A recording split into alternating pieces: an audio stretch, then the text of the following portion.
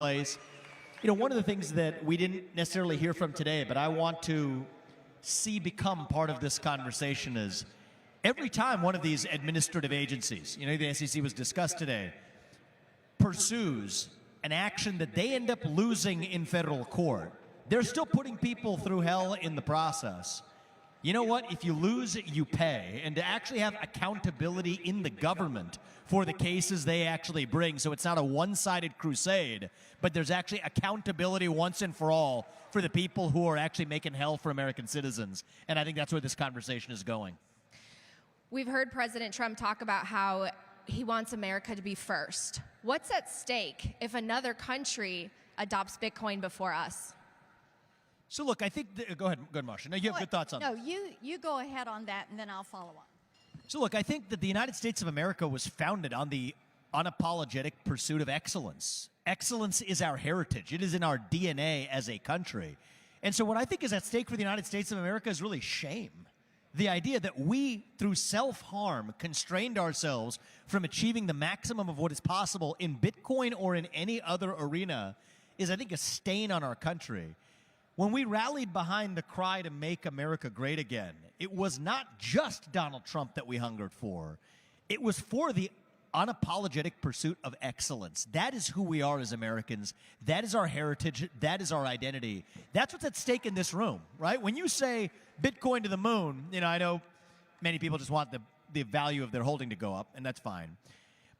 But I think it is a statement of a deeper point of American exceptionalism, right? We're the unbounded, the unbridled, the unafraid, the people who would not be constrained to achieve the maximum of our potential without any government or system standing in our way. That's what our founding fathers envisioned. And I think that culture, it has been domesticated, it has been tamed, it has been whipped into submission by this new culture that penalizes excellence and celebrates victimhood. While that inner animal has now leapt oceans to lift up places like China. And so, yes, when we say make America great again, what we want is to unleash that inner beast, unleash that inner animal spirit. And that's the animal spirit that I know motivates those of you in this room to achieve what you do. And that's what we're going to unleash again in January of next year. Yes, and I think as you look at what President Trump was saying and adding on to what Vivek is saying, what we realize is that there is a new axis of evil. It is Russia, China, Iran, North Korea. And we understand and fully appreciate if America is not first in this innovation, then the innovation is going to go to whomever is first, whomever has the lowest barrier to entry. And we don't want that innovation, those bright minds, to leave our shores. We want those bright minds to be here. Likewise, that also means getting the federal government out of your way. And one of the things you will see from President Donald Trump is going to be a push to work with us in the Senate and in the House to rein in the federal government, to right-size these agencies, and to make certain that we're getting rid of a lot of these unnecessary rules and regulations and bureaucrats who spend their time shuffling paper and never answering the questions that we, the people, have of those agencies, whether it's the SEC, the FDIC, the IRS. So if you're going to open doors of opportunity, it means you remove the obstacles. And I think we have certainly defined what many of those obstacles are. Let's talk a little bit about transactional freedom. Yesterday, a lot of the people who came to the Bitcoin conference heard Edward Snowden say that America is the only advanced democracy that doesn't have a data privacy law. What are you going to do to prevent financial surveillance and really allow for transactional freedom?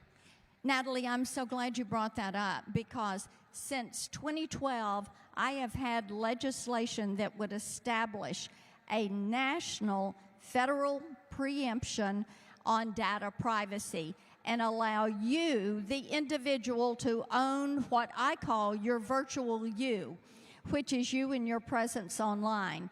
Now, as we look at the expansion of Bitcoin and of crypto, as we look at the growth of AI, as we look at the speeds with quantum, what do we know?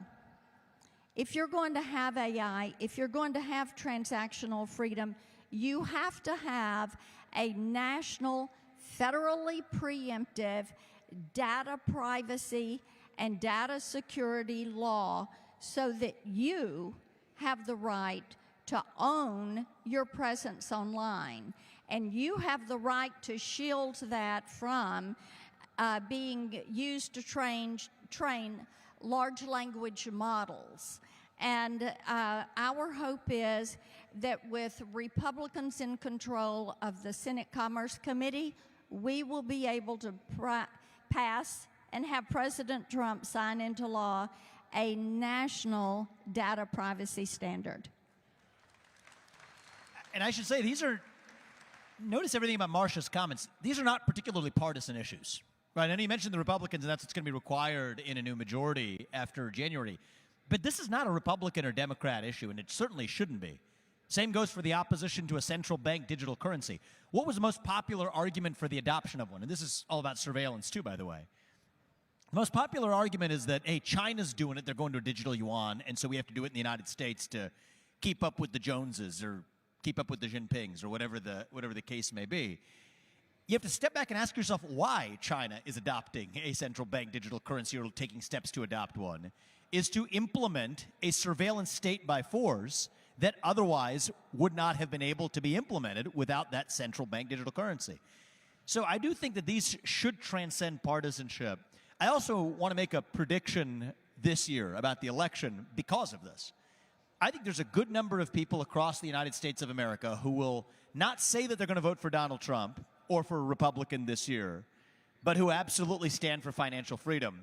They call themselves single-issue voters in crypto, and I think one of the things I've found in the tech world, crypto world, Bitcoin world is when you say you're a single-issue voter, effectively that means you're voting for Trump this cycle and you don't want to just pronounce it in so many words. So my empirical prediction here is I think the polls are actually off by about at least 1%. I think whatever the polls look like, you can add 1% of it, and that's the way you're going to adjust it. If that prediction proves right this November, you can call that the Bitcoin bump or the crypto bump this November, because I do think when you look at the number of people who are actually using or adopting Bitcoin or crypto into your portfolio, who understand the assault on that by the regulatory state today, through the back door, not even through the front door, I think we now have a clear choice between the two major candidates of who's going to be the right one to get that job done. And I think it's, Natalie, I think probably for the first time in history, going to have a measurable, palpable impact on the outcome of this election relative to the polling that you now see. And so that'll be a prediction I'll make today. Yeah, and if I can add one thing on the CBDC, this is something that as China started to push the digital yuan when Beijing hosted the Olympics, some of us stepped forward to make certain that our U.S. athletes were shielded from that because of the surveillance that is built into that. And a CBDC leads to that social credit score. It leads to the government telling you how you can and cannot spend your money. And you know, Natalie, I think we all remember in 2022 when the Canadian government shut down the bank accounts of people that weren't willing to mask. And then you had the trucker strike, and they shut down bank accounts. The federal government ought not to be messing with your transactional life. You want that freedom. Yeah, that event minted a lot of Bitcoiners. Vivek, I'm glad you brought up bipartisanship, because one thing a lot of Bitcoiners love is that Bitcoin is a neutral currency, that it is apolitical. What if some people are watching this out there in their homes in America and they see President Trump embracing Bitcoin, and now they see it as something that's going to be used as a conservative tool, that maybe they should oppose it just because the other side is embracing it? What do you say? Should Bitcoin be apolitical and bipartisan? Yeah, so absolutely it should. In fact, this goes back to America's heritage. Alexis de Tocqueville traveled this country, over a century and a half ago. And one of the things he said is that the United States of America isn't actually supposed to last. The land is too expansive. It's too diverse in terms of the ethnic heritage of people. There's too much religious diversity. This isn't supposed to last unless there are certain, what he called intermediary institutions that are apolitical, that you preserve from the sphere of partisan politics. And that's the sports of this country, the private sector of this country, the philanthropic institutions, but I would put Bitcoin in that category as well, where once that itself becomes politicized, then that, I think, is the beginning of the end. Listen really carefully to what you heard from President Trump. I know that was not delivered off the cuff, okay? Every one of those commitments he made were well thought out, and I think if he took the trouble, believe me on this, if he took the trouble of vetting it to say that it's going to go into that speech you heard today, he really means it and stands behind it. None of that involved the weaponization of a new tool to advance conservative ends. Sure, are there going to be some people who say that, hey, the right thing to do is to co-opt these administrative agencies and use them to advance conservative ends rather than progressive goals? There may be some people who advocate for that, and they're entitled to their view. But I think what we stand for is when we hopefully win this election and take over in January of 2025, we don't want to co-opt those three-letter agencies or the regulatory state. We just want to get in there and shut it down for everybody. Left, right, center, doesn't matter. That's how you revive the country on principle. And so, yes, do we want to keep it neutral? You're darn right. Capitalism is neutral. Capitalism is what unites us across our otherwise partisan differences. It's been politicized, I would argue, in the other direction. But the right answer there isn't to fight fire with fire. In this case, it is to fight fire with water. And that is how you actually preserve what our founding fathers envisioned in 1776. Let's talk a little bit about the American dream. It's been lost for so many people. It's been on the decline. And for many Bitcoiners, they believe that there will be a renaissance of the American dream if we can empower the average individual, to economically empower them. How do you see that playing out? I mean, what is the American dream? Right? We call it a dream. I mean, I don't want to be poetic here, but it feels like, you wake up from a dream, then you forget what it was all about, and you remember the feeling of what it felt like. I think that's the zone we're in right now, and pretty soon you forget that too. And so, yes, I think the thing I was advised to say during the Republican presidential primary debates is the American dream is alive and well right now. It is not. It is alive and hanging on for life support. That's where we are. The American dream says not that we all have the same God-given gifts, because we don't. It's an uncomfortable truth, but it doesn't have to be uncomfortable. It's actually perfectly natural that every person has different gifts.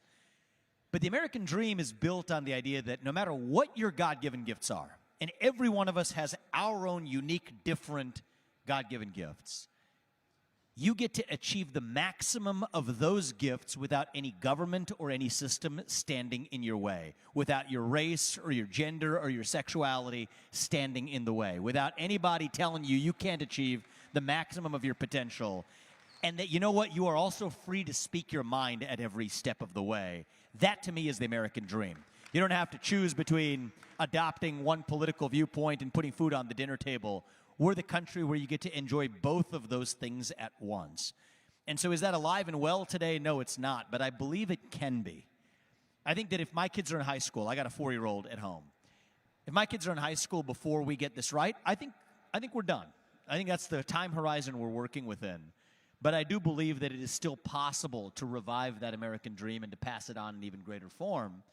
Now's our moment to do it. And one of the things I love about people in this room is, regardless of your commitments to Bitcoin or Republicans or Democrats, it doesn't matter.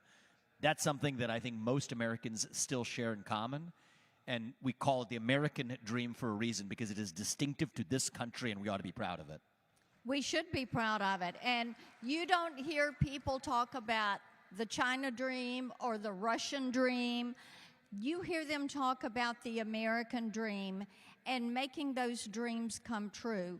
What we know is this: in order for each and every individual to be able to live out their version of the American dream, it requires freedom, free people, and free markets. And we also know that in order for our country to stay free, it requires that we have robust, respectful, bipartisan debate. That has worked well in keeping this nation free. And we know that when you do that, what you end up doing is opening doors of opportunity for all people. And that is where we should be. That if you have an idea and you work hard and the wherewithal to turn that idea into a project, to move it to commercialization, to move it to the marketplace, then that is going to be a springboard for you. And that is what each and every person loves to see. I love the enthusiasm and the hopefulness that you see in Bitcoin. I think that people beginning to work with Bitcoin. Here's a fun little story on that. I was at a dinner here in Nashville at a restaurant on Thursday night with some people from this conference. The gentleman that was waiting on our room talked about how excited he was when he found out it was some of those with the Bitcoin conference. Because when he was 18, he started putting his money into Bitcoin. And he talked about how this had opened doors of opportunity for him and how he saw this as his way to a better life. That kind of hopefulness, that kind of opportunity is what you want to preserve for every American citizen, everyone. I can relate to that. Bitcoin gave me hope for the future. Before we wrap up, I would love for you to share your vision of how Bitcoin will assimilate into the current financial system. Because right now, we have a system built on credit and debt. $35 trillion. I just recently met Congressman Tom Massey, who wears that debt clock. And a lot of people are concerned about that. How do we move from a system built on debt to one of Bitcoin? Look, I think that not all of this falls on the shoulders of policy, right? The rails are still being built as we speak. I mean, the hard reality is the government's getting in the way, but once you get the government out of the way, there still needs to be a lot of development of the market itself. If you look at most Americans today, even most of the Americans who will vote for Donald Trump in November, they don't have exposure to either Bitcoin or cryptocurrency in their own portfolio. Question is, you look at most people, how do they make those decisions? It's based on a wealth manager who tells them how to allocate their capital. In many cases, those wealth managers don't know the first thing about how to either own or let alone hold Bitcoin or a cryptocurrency. So I think a lot of this is going to also have to take place. The first step is getting the government out of the way through selective excise taxes on Bitcoin mining or backdoor regulatory action. That's the step for policymakers. But the rest of the job falls on those of you who are in the audience and people like you across the country to be able to say it's important to find. There isn't really the kind of new nascent industry that thinks about what is the right intelligent portfolio allocation, whether it's 1% or more than 1%, whatever it is. Most people are at zero with respect to exposure to cryptocurrency or to Bitcoin. And so I think that those are some market structures that are going to have to develop as well. The first step is certainly going to be the government getting out of your way. But the next step is it's going to require people stepping out of your own silos. One of the things I found is a lot of people in, like any new industry or any new movement, people are very insular and looking inwards to the problems they want to solve. I think the biggest problems now are not microscopic problems, but actually interfacing with other industries, like, let's just say, the financial services sector or the wealth management industry more broadly. Probably the single biggest thing for crypto or future of Bitcoin would be the education of wealth managers across the country on how to actually balance a portfolio of everyday Americans they're advising. And so that's the kind of renewal and revival we're going to see after the policy impediments come out of the way, and that's what I see ahead. And when it comes to policy impediments, there are some things that federally can be done and ought to be done. We are working on legislation that would be a tax credit for Bitcoin mining. so that this can be used as an economic development tool for counties and cities across the country, for individuals across the country. And it requires that low-cost energy and developing those energy sources. And President Trump talked a little bit about that. Also, looking at the ability, if your employer offers you a 401k, maybe instead of a 401k, you want to put your money into a Bitcoin ETF. And having that as an option, and for federal employees, through our federal employee retirement system, having an option B, a Bitcoin ETF. That speaks to the issue of more broad basing the participation and the education on Bitcoin, because not everyone's like me, Natalie, and has a son named Chad who tries to teach you about this and make certain that you learn what is there, and that you know how to custody your wallet. So I think those are all things that can be done. To the debt, Vivek and I've actually talked a good bit about this issue. There are some tangible steps that could be taken to right-size the federal government.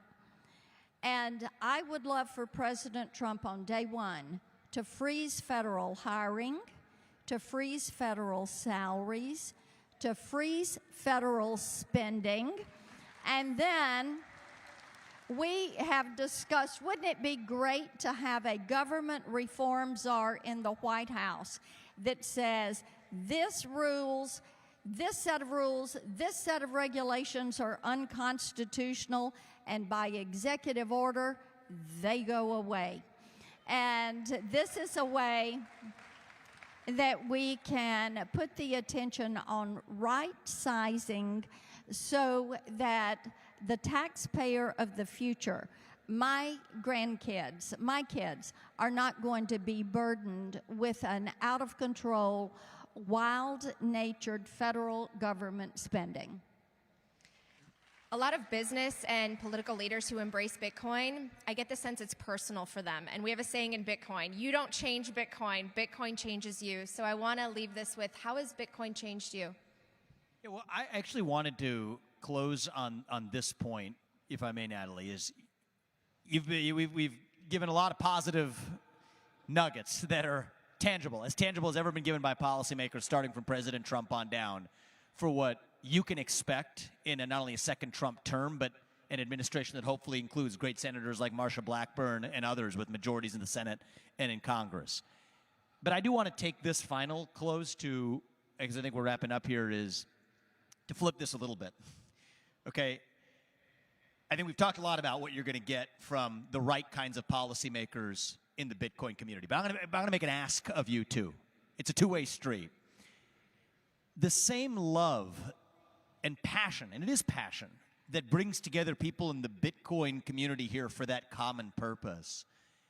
I'm going to ask you, maybe not today, but over the course of the months ahead, through the election and into next year, to channel that back into your love of our country as well. Right? Bitcoin and the United States of America, your love of Bitcoin, are two sides of the same coin. And it was a country that supported unbridled and unbounded innovation and unbounded spirit that allows something like Bitcoin to exist and thrive in the first place. The thing I'll say in closing is, we've talked a lot, and we could keep going on, and there's going to be other good stuff that we haven't talked about here either. But this isn't just a festival celebrating, what the next government is going to do for Bitcoin as a sector. We're doing it not because it's right for Bitcoin, but because it's right for the United States of America. And I want to ask every one of you to love the United States of America every bit as much as you love Bitcoin. And if we do, then our kids' best days are still going to be ahead of them. And that's what I will ask in asking of you in return. So thank you. Well, and just to add to that, we had a neighbor here in Tennessee who was the CEO of the National Federation of Independent Business. And he spent decades working with small businesses around this country. And he would always tell them, a simple message is this: You need to be involved in politics because politics is involved in your business every single day through laws, rules, and regulations. So I would encourage each of you, this is a great country. Believe in this country and believe in yourselves to make a difference in this country. Get active, stay active, and remember in November, you need to go vote. The orange wave is coming. Senator Marsha, America to the moon. That's what we'll say in closing. All Senator right, let's Marsha do it. Thank you. Blackburn, Vivek Ramaswamy, everyone.